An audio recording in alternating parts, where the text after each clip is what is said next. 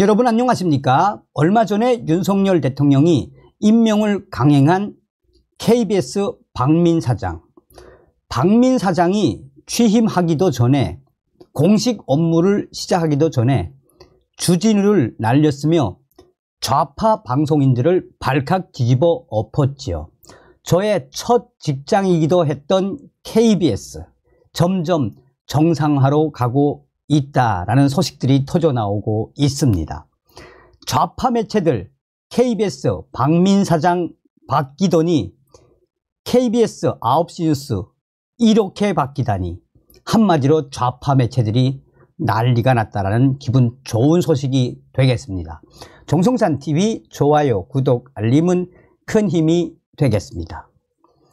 자, 오마이뉴스와 또 미디어 오늘 등 좌파 매체에서 가져온 소식입니다. 이게 뉴스냐?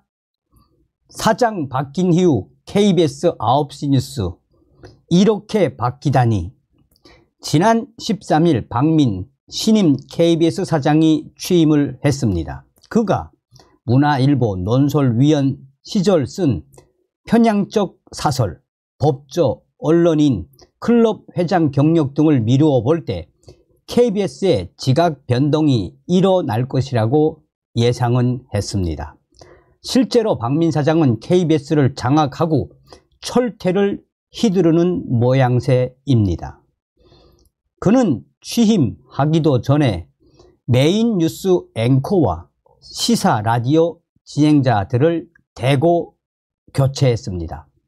9시 뉴스 이소정 앵커, 뉴스광장 김태욱, 이윤정 앵커, 사사건건의 이재석 앵커, 최강시사의 김기화 기자, 주진우 라이브의 진행자 주진우 기자 등이 전격적으로 하차했고, 시사 프로그램 더 라이브는 아예 폐지가 됐습니다. 혹자는 앵커나 진행자를 교체하는 게 뭐 그리 큰 대수라고 반문할 수 있습니다. 그러나 박민 사장 취임 이후 KBS 9시 메인 뉴스가 어떻게 바뀌었는지 살펴보면 이는 결코 작은 문제가 아니라는 걸 알 수 있습니다. 땡 윤석열 뉴스, 그리고 북한 뉴스 증가, 박민 사장 취임 이후 바뀐 KBS 뉴스, 땡윤 뉴스, 북한 뉴스 증가. 전두환 정권 시절에는 9시 15가 땡하고 울리면 오늘 전두환 대통령은 이라는 앵커의 말로 그날 메인 뉴스가 시작됐습니다. 이를 가리켜 땡전 뉴스라고 했습니다. 지난 14일 KBS 메인 뉴스 프로그램인 뉴스 9시 뉴스의 시작은 윤석열 대통령이었습니다. 이날 KBS는 박민 사장이 대국민 기자회견을 열고 불공정 편파 보도에 대해 사과를 했다는 뉴스도 네 번째 꼭지로 다루었습니다. 윤 대통령에 관한 뉴스는 14일부터 20일까지 하루도 빠지지 않고 보도하고 있습니다. 지난달 중동 순방과 비교하면 뉴스 순서와 분량이 모두 증가했습니다. 지난 17일 사상 초유의 행정 전산망 마비 사태가 벌어졌습니다. 이날 MBC, SBS, TV조선, JTBC, MBN, 채널A는 메인 뉴스로 이 소식을 집중 보도했습니다. 그러나 유독 KBS만 윤석열 대통령의 APEC 정상회담을 톱 뉴스로 보도했습니다. KBS는 19일에는 윤석열 대통령의 영국 출국 소식을 5번째로 비중 있게 집중적으로 보도했습니다. 누리꾼들 사이에는 사장이 바뀌니 KBS 땡윤 뉴스가 등장했다라며 이게 뉴스냐? 이게 한국 공영방송 수준이냐라는 비판이 나오고 있습니다. 또한 박민 사장 취임 이후 북한 관련 뉴스가 톱 뉴스로 보도되거나 연이어 나오고 있습니다. 11월 13일부터 16일까지 연이어 북한 미사일 대응 위협에 관한 뉴스가 집중적으로 보도됐습니다. 19일에는 북한 정찰위성 발사 사실상 임박을 시작으로 북한 컨테이너, 북한 화물열차 등 메인 뉴스가 모두 북한 소식으로 채워졌습니다. 보도지침, 대용산 사과. 미디어스가 지난 20일 김성진 KBS 보도본부 통합뉴스룸 주간 방송뉴스 주간이 이날 오전 편집회의에서 기존 국가 표기를 쓰지 말라고 권고했다고 보도했습니다. 한중일은 한일중으로, 북미는 미북으로 표기하라는 것입니다. 또한 한반도 비핵화 표현도 자제할 것을 지시한 것으로 알려졌습니다. KBS 보도본부의 지침은 윤석열 정부의 기조를 그대로 따르고 있는 것입니다. 지난해 말부터 외교부와 통일부는 한일중과 미북으로 표기하고 한반도 비핵화 표현을 북한 비핵화로 바꾸었습니다.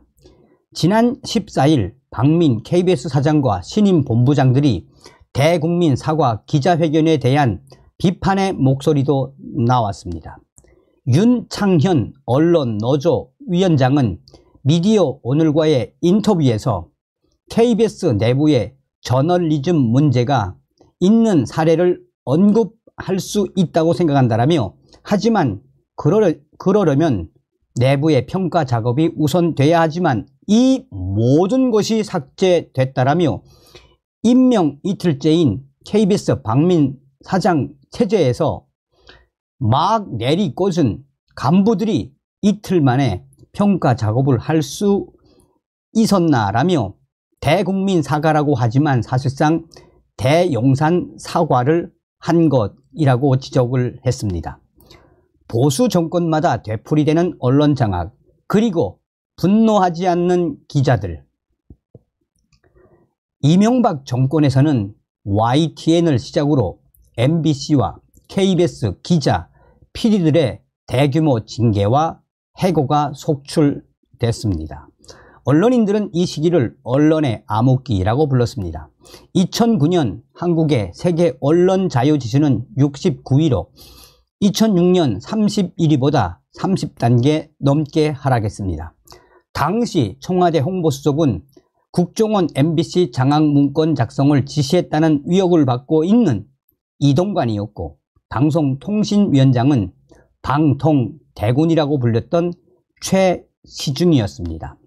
박근혜 정권에서는 땡방 뉴스와 홍보성 보도가 주를 이루었고 비판 기사는 찾아보기 어려웠습니다.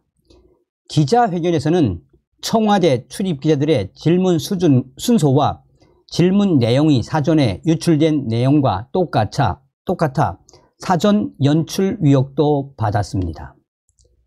그래서일까요?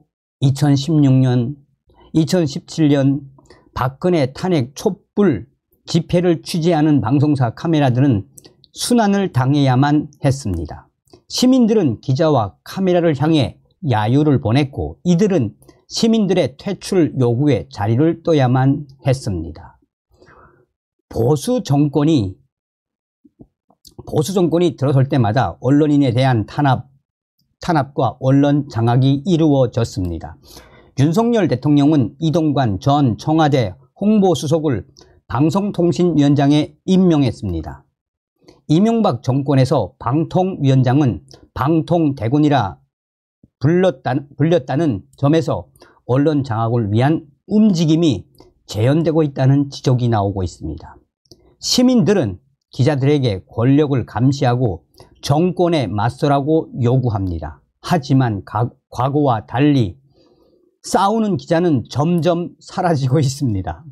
언론 탄압에 분노하지 않는 기자들이 줄어들수록 시민들은 언론을 외면할 것이고, 정권의 언론 장악은 지금보다 더 질 것입니다. 이게 뉴스냐? KBS 사장 바뀐 이후 KBS 뉴스 이렇게 바뀌다니.